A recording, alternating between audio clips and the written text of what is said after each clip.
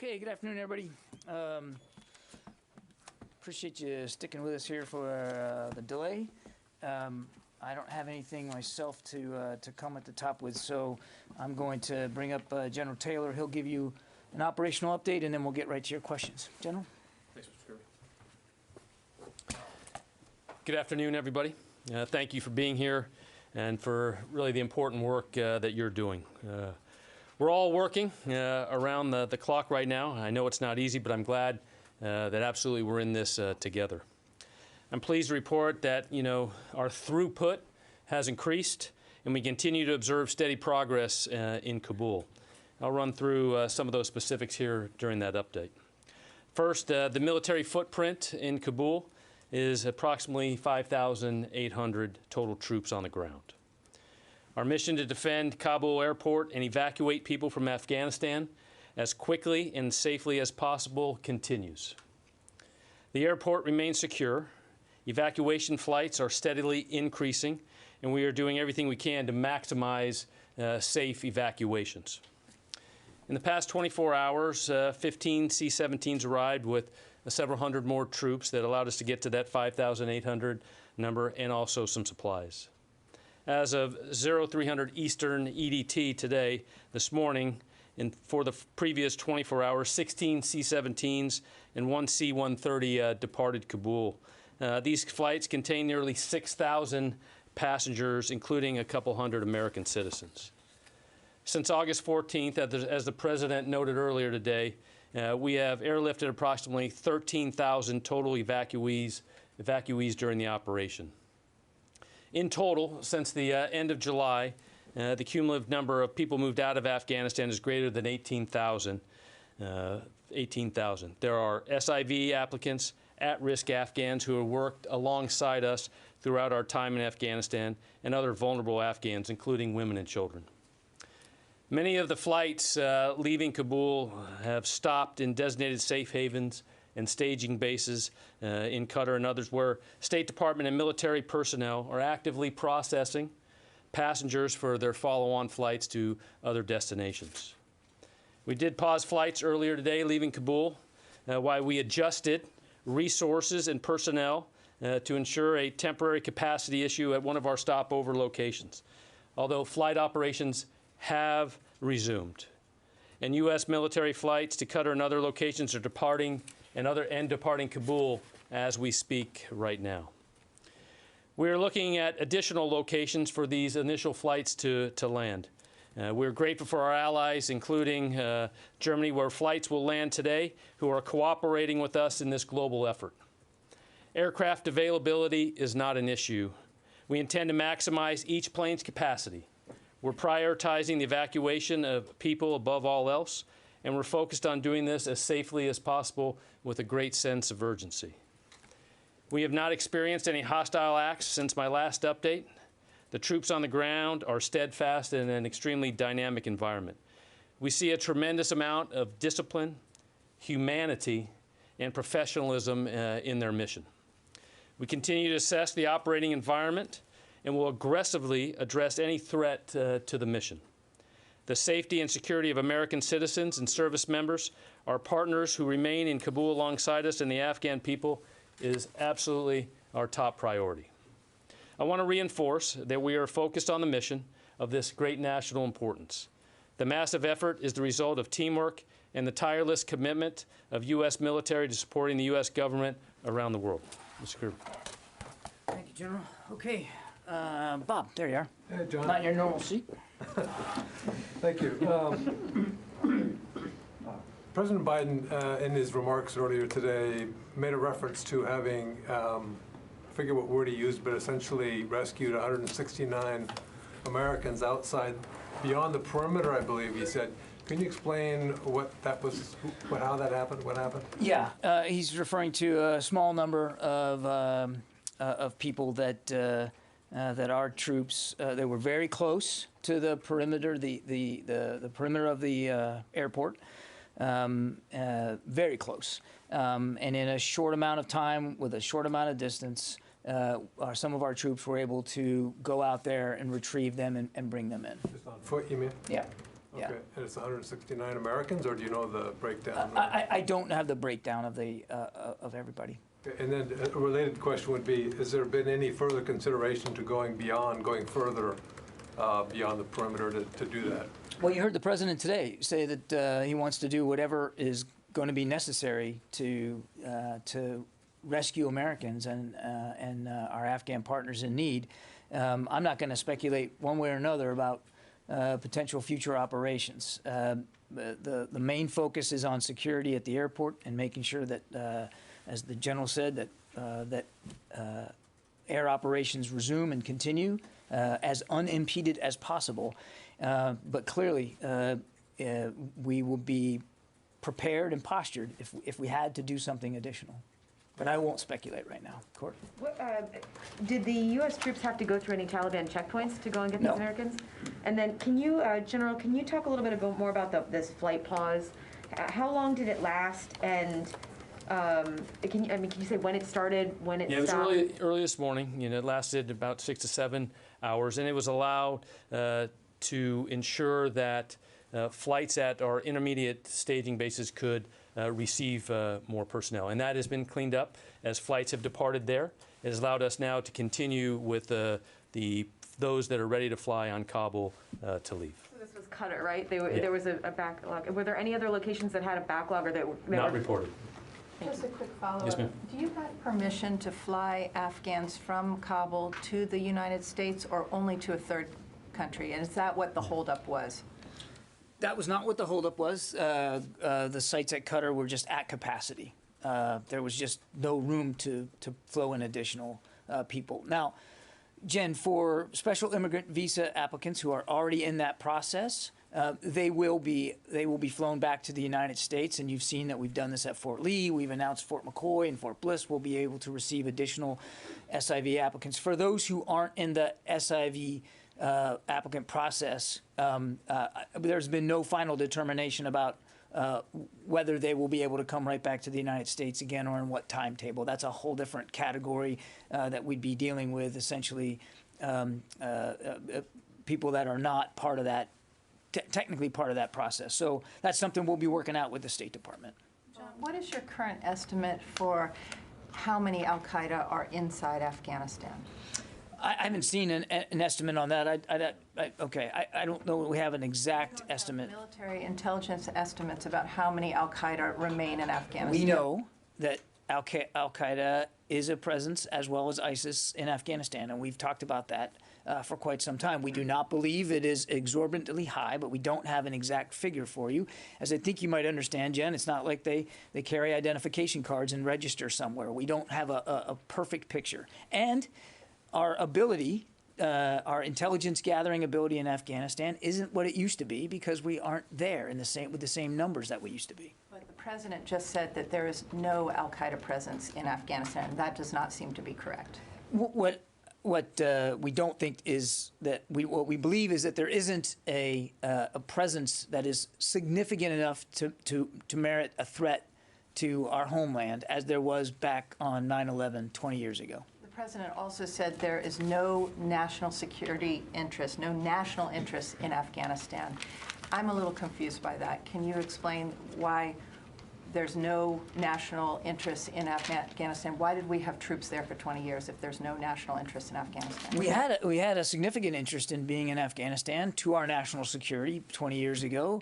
You've heard the president talk about this. The goal was to defeat, decimate al-Qaeda, also to prevent al-Qaeda from launching attacks on the homeland from Afghanistan, and we did that. We did that and a whole heck of a lot more over the course of 20 years, and to include helping with social, political, economic, just progress in Afghanistan. The president decided that it was time to end this conflict, that there was really only two choices because of the May 1 deadline, either plus up, because after May 1st we would come under attack by the Taliban, and we hadn't since the Doha Agreement had been signed, or go ahead and complete the drawdown. And the decision was made to complete the drawdown. Now, obviously, we're still going to maintain an overwatch vigilance with respect to the counterterrorism threat emanating out of Afghanistan. And if we need to,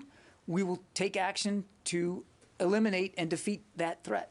John, you just said that you don't have intelligence on the ground in Afghanistan anymore. How are you going to have overwatch and you still have al-Qaeda in the country? Jen, what I said was we don't have the degree of dexterity intelligence to be able to give you a head count, a nose count of exactly how many Al-Qaeda fighters are in Afghanistan. Nobody's walking away from the fact that they aren't there, and we're certainly going to maintain as much vigilance as we can, absent a presence on the ground. The other thing I would say, Jen, is our intelligence capability. It's more difficult if you don't have boots on the ground. But we have come a long way since 9/11 in terms of the way we collect, process, analyze, and distribute intelligence information. A long way in the last 20 years. And while it's never perfect, we do believe that we will be able to have appropriate warning should there be that kind of level threat coming from Afghanistan towards the homeland. And we have also the capability in the region to deal with that. Thank you. Tara. Thank you. The president also suggested that extending the perimeter outside of Kaya might put U.S. troops at too great of a risk, although it was not clear if he was meaning that the risk would be with the Taliban or with groups like Al-Qaeda or ISIS. Can you talk about that risk, and is it because there was some sort of agreement with the Taliban that U.S. troops will not be on the streets of Kabul? I don't think there was any agreement that we wouldn't be anywhere in particular, but risk is a big part of managing any mission, Tara. And you're absolutely right. There are other threats in Afghanistan and in Kabul than those that might be posed by the Taliban. And we have to be mindful of that. We talked yesterday about Overwatch flights that were flying over Kabul. That's to make sure that we're ready if we need to defend ourselves.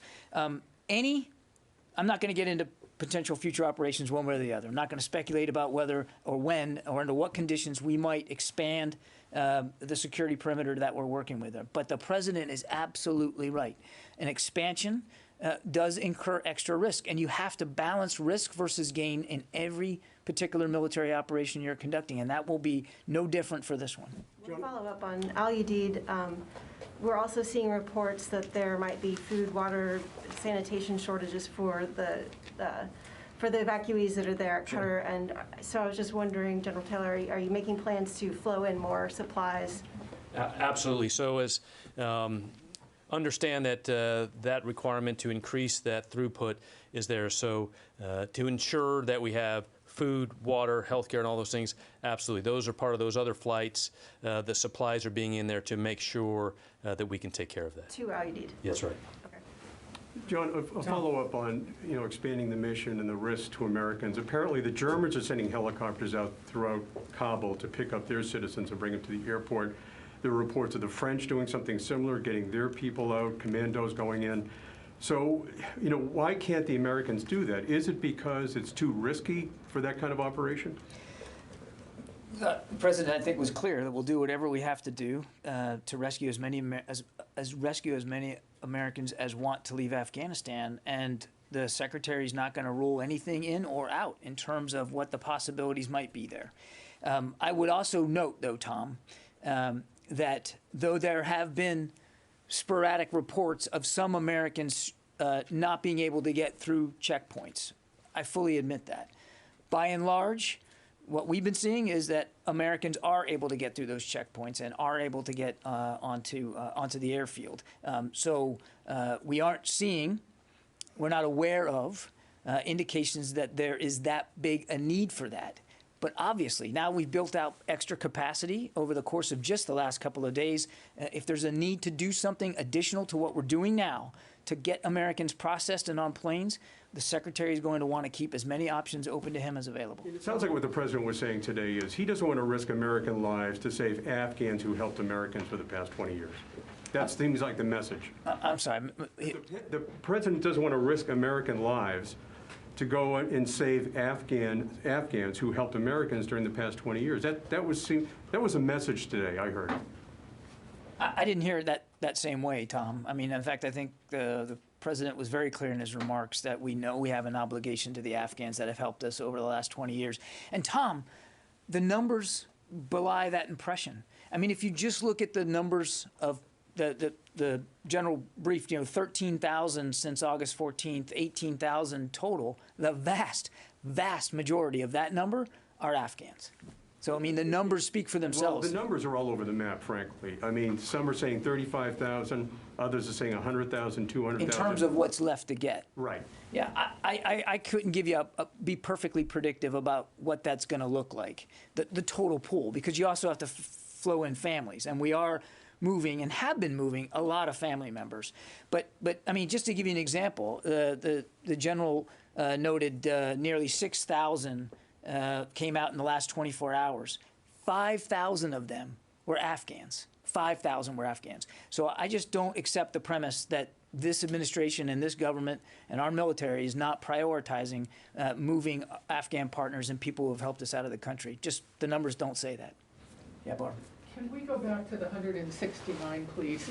I have several follow-up questions. First of all, the president said it was 169 Americans.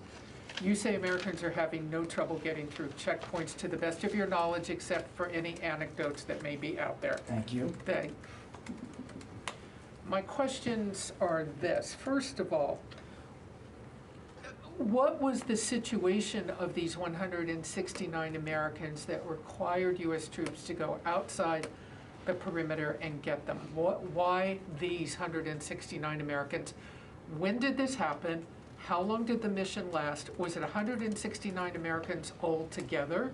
Did you feel you had safe passage from the Taliban? Tell us more about this. I don't have that level of detail. General, do you have any context? I'm sorry. U.S. troops went outside the wire at the airport to rescue 169 Americans, and that's what the president said. And neither of you have any additional information about Barbara, that. I'm happy to take the questions that you've asked back and try to provide additional context. I do not have that level of tactical detail here today, but I'm happy to take those questions and I'm happy to go look and see if we can find answers for you on that. Absolutely. But as my understanding of what happened was they were really just outside the wall. It wasn't very far to go. It was in a relatively short period of time, and it wasn't a rescue so much as assisting them getting onto the field. So I think that's the context in which I understand the incident. Your questions are fair. I will go back and see if we can provide additional context. Can you also tell us then, just for the record, have American troops in any other instance or circumstance gone outside the wire at the airport, gone into the city to get people? Have American troops at all left the airport to go get people? And you said you had extended capacity, so do you now, the secretary said the other day, you didn't have the capacity to really go get Americans. So do you now have the capacity to do that? And is there any other circumstance in which you've done it? I don't know of any other circumstance. And yes, since Wednesday, since the secretary spoke to you, we have flown in, and you've heard the general update you literally every day. We have flown in additional capacity, additional forces. Security is in a more stable position at the airport. So if there would be a need to do something additional to help Americans or other people at risk that we need to get to the airfield, we would examine those options, tee them up, weigh the benefits versus the risks, and then offer up opportunities to the secretary to make a recommendation, and we would go from there. So now, just to make sure I understand what you're saying, for the first time, this many days into the operation, the U.S. military has the capability and capacity to go into Kabul and get Americans for the first time. We have additional capacity now as we have flown additional forces in. But as I said earlier, I'm not going to talk about potential future operations one way or the other. And every decision that is made has got to be weighed against the risks and the benefits of what you're doing. The other thing I'd say, Barb, is, as I mentioned to Tom, there hasn't been that demand signal now. Most Americans are they're getting through the checkpoints and they're getting on. I'm not suggesting that in every case it's gone unimpeded. Why did you wait so many days to have that capacity? We didn't wait so many days, Barb. We have been flowing in forces consistently over the course of the last week, and we have been nothing but transparent to you about what we've been flowing in. So again, we will obviously do whatever we can, and if there's a need to do this, and it's an operation that we can talk about, we'll talk about it. Okay? Yeah. Defense Secretary Austin just now in a briefing call with House lawmakers said the reports Americans have been beaten by the Taliban in Kabul. Is the U.S. military under orders to stay at the airport and not go protect them? I think we've been talking about this throughout the entire briefing. We're certainly mindful of these reports, and they're deeply troubling. And we have communicated to the Taliban that that's absolutely unacceptable, that we want free passage through their checkpoints for documented Americans. And by and large, that's happening. And as we've talked about before, the mission right now, as you and I are speaking, is to keep security at that airport sound and to keep air operations moving, even after this delay. I'm not going to speculate about any changes to that mission at this time. If there's a change and we feel like we need to execute that change, then we'll do it. Does that require a conversation with the Taliban, or coordination? I'm not going to talk about potential future operations and what that would look like in any way, shape, or form.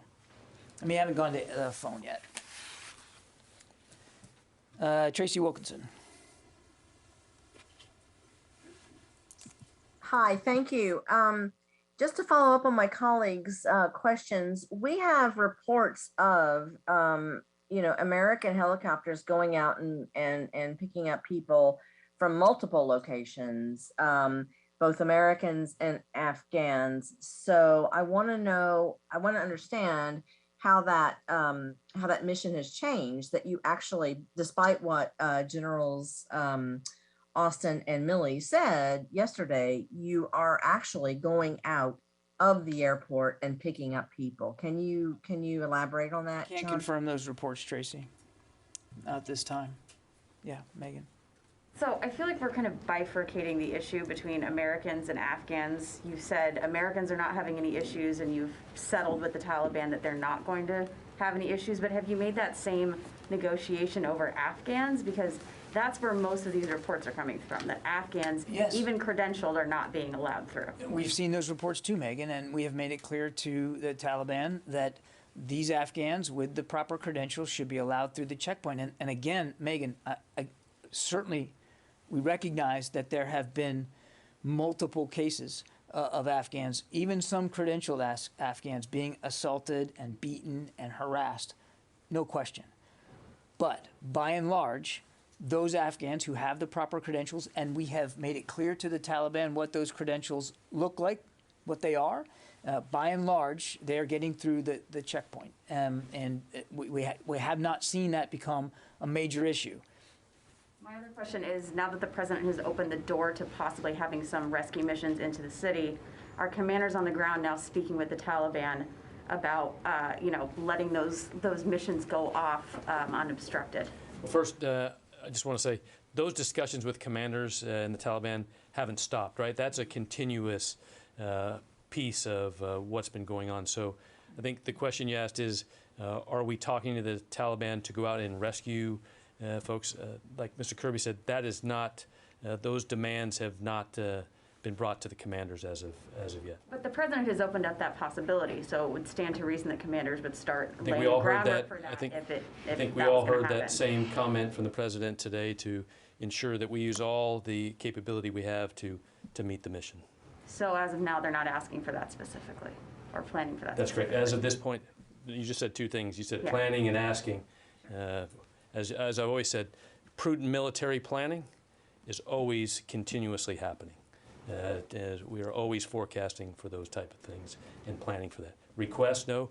I can report that that hasn't yet. We have not received those. Yeah, Tony.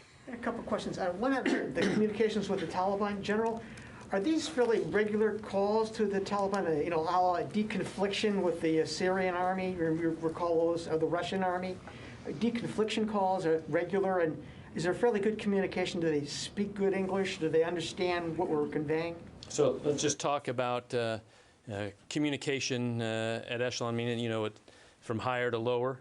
I think those continued regular talks at the the TPC at that level, those things continue. You heard reported earlier in the week from Mr. Kirby, about CENTCOM commander having communications. CENTCOM has other military channels open that there is continuous at that level. Then at the tactical level, as we speak, at the 2-star level, for those type of talks happen. And these are the discussions that are happening to allow the further increase of information to the checkpoints of who needs to come through, what passes look like, what are the right credentialing to get through, who needs to come. And then, that at the lowest tactical level, those other discussions, of course, those are always, I would say, probably a little harder, just the community, but those are happening. I mean, making sure that what needs to be communicated is done. While I got you up there too, General Milley the other day talked about the after-action process will continue. Now's not the time to talk about it, but any emerging theories on why the Afghan army collapsed? I mean, you've been studying this for years. I mean, is there any emerging theory? Negotiated settlements? The Post talked about that earlier in the week. Negotiated settlements that started last year at the village level and then went to the district and province level. Any emerging theories? As the chairman said, after-action reviews will happen at the appropriate time, and that guidance has been given. And I would tell you, at the operations level, that focus is just like the President, laser focused on the current flights, of the current mission right now. Thank you. Joe, can I ask one quick thing about Taliban communications? Sure. Do you get a sense there's a strict command structure, or there's a sense there's various Taliban militias around the city that if you talk to one Taliban leader, these guys in these militias going to say, well, I'm not going to listen, I'm going to do my own thing, not letting people through. Can you talk about that, and is it a problem? I can't personally give you that level of detail you want, but what I do know, which I think is a positive, is there's constant communication, and it's being received, right? And we're seeing that things that we are asking for, passage, and that is happening and getting better. Yeah, Jared. Yeah. So for the time being, up until now, have all U.S. flights from the Kabul airport gone to Qatar? And a follow-up now with planes going to Ramstein. How many other nations have offered to house Afghan evacuees? And of those, which are the most viable? And lastly, are you looking for foreign facilities, or is it exclusively American facilities like Ramstein in these foreign countries that you're looking at? Qatar has been the first way station for the evacuation flights that we've been conducting, and because we've been doing it so consistently, that's one of the reasons we reached capacity there as quickly as we did. We are grateful for other countries who have already agreed to accept additional numbers, and we're working out the details of that with them right now. I'll let those countries speak to their contributions and the State Department. But from a military perspective, we are in need of additional capacity, and we're grateful that other countries are going to be helping us out with that capacity, even if it is obviously on a temporary basis, but to help us with the throughput, because we saw what happened today when that was the limiting factor. It wasn't aircraft on the ground. It wasn't people queued up and manifested. It was a destination. And so it's good to have that freed up right now. And as I think I answered, I think it was Jen's question, obviously some of a large portion of these individuals will come to the United States, and we've got 3 military bases now set to receive them: Fort Lee, Fort McCoy, and Fort Bliss. And the capacity at those 3 bases, we want to get up to 22,000 capacity. We're not there yet, understandably, but we're building out to that. And as the Secretary has made clear to the Department, that if we need to offer additional U.S. installations here in the continental United States, we'll do that. But right now, we think we can get up to 22,000 in relatively short order here over the next coming days and weeks, and we'll see where that goes. But aside from SIVs, so let's say the P2s or other Afghans who are at risk, would you look at, say, foreign installations like maybe Aviano Air Base in Italy, or other U.S. bases in continental Europe? That's really a better question put to the State Department that runs that part of the immigration process. That really wouldn't be our call to make. Understood. Yeah, Gordon. John, does the Secretary currently possess the authorities he needs to call up more forces if needed? Or does he have to ask the White House for sign-off?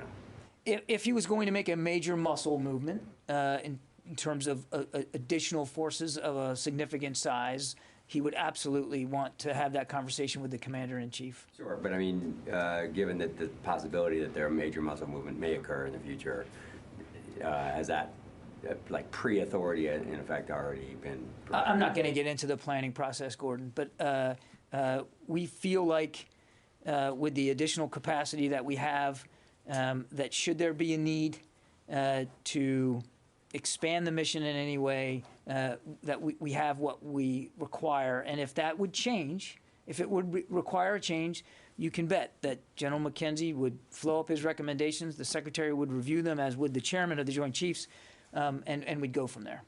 Yeah. Just following up on that, have any more forces been put on ready to deploy orders? No.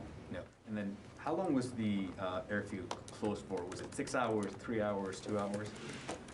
Yeah, it was roughly 6 to 7.5 hours right in there. And then during that time, what was happening? Were you trying to get other countries to accept the refugees, or not refugees, the evacuees, or what was happening in that? So first of all, on the airfield, processing kept continuing. So when we say really what's happening, just flights were paused to, I think like I said earlier, to allow for backlog, to ensure reception of folks leaving Kabul. So we were scheduling other flights and ensuring that we could get those flights out first as we brought other flights in.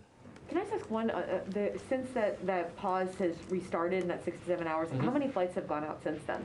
So before I left, right before I came in here, we'd had 3 leave Qatar, and 1 left Kabul, and 1 was getting ready to take off from Kabul. So since the pause and the restart, 1 has left, That's and right. potentially a second? Potentially a second, yeah. Can I follow up on that, sir, very quickly? Yes, ma'am. Is it accurate and correct that the backlog at that time on the airfield of Afghans that couldn't board planes because they couldn't land them anywhere, was that backlog about 10,000 people? Or more? Less than. I don't have the exact number, sorry about that, but it was less than that. Less than 10? Yeah, I think. But in the thousands? Right. So at that time, since they were there for 7.5, maybe as much as 8 hours, was there sufficient food, water, and sanitation? Are they sleeping outside on the airfield? How is all that Reports are working? that it was sufficient, but we are actively continue to ensure it is sufficient for the future and continuing as we build out even more.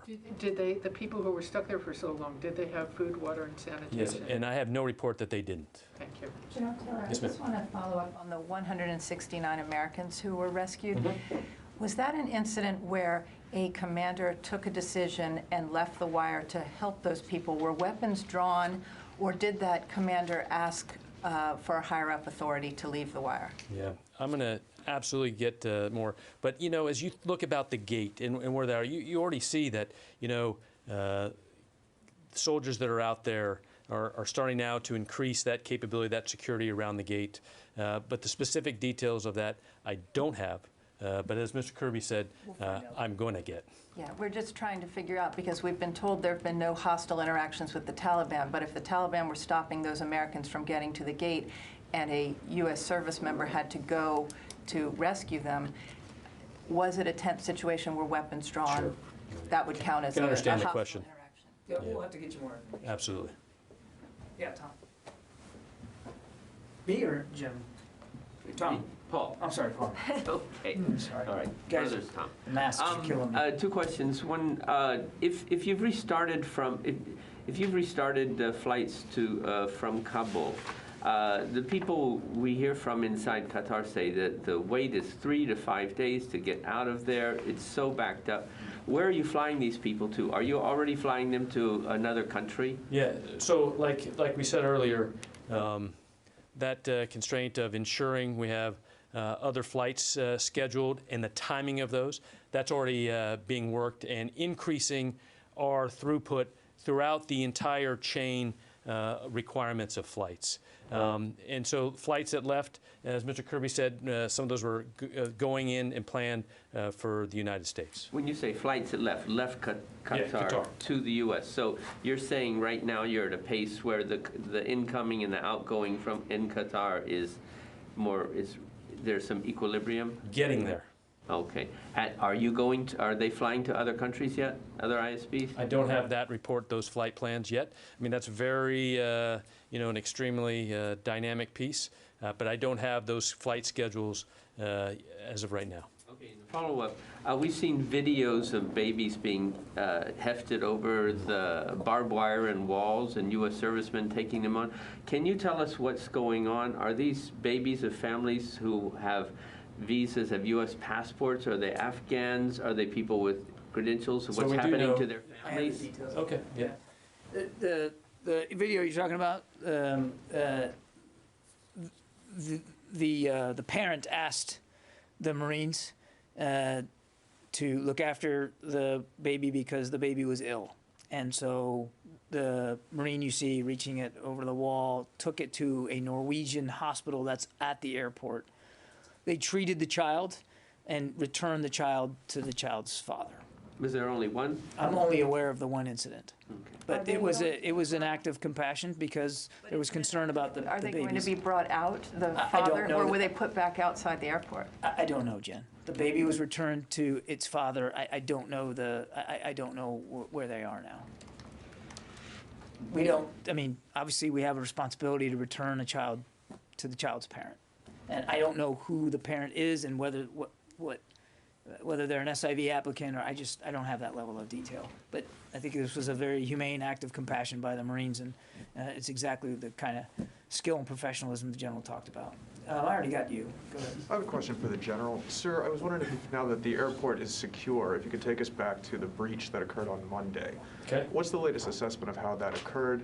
What forces were in the area of that part of the airport at the time, and what was the interaction there? As we know early on, as we built combat power, and in that early stages, it was very dynamic. We assessed after that happened, and obviously reinforced, and throughout those days have ensured that the 360-degree perimeter is. I don't have the tactical AAR. That was not a requirement to pass that up to the Joint Staff. But what I do know is that that was quickly, fixed, and the commanders there were able to use the assets they had, immediately. And then as we built more combat power to ensure that hasn't happened since then. Was there any interaction with the Taliban ongoing on this? Always. I mean, like I said earlier, that communication at that level is continuous and happening.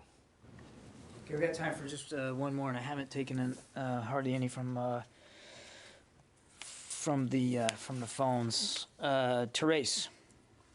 Yes, sir. Thank you so much.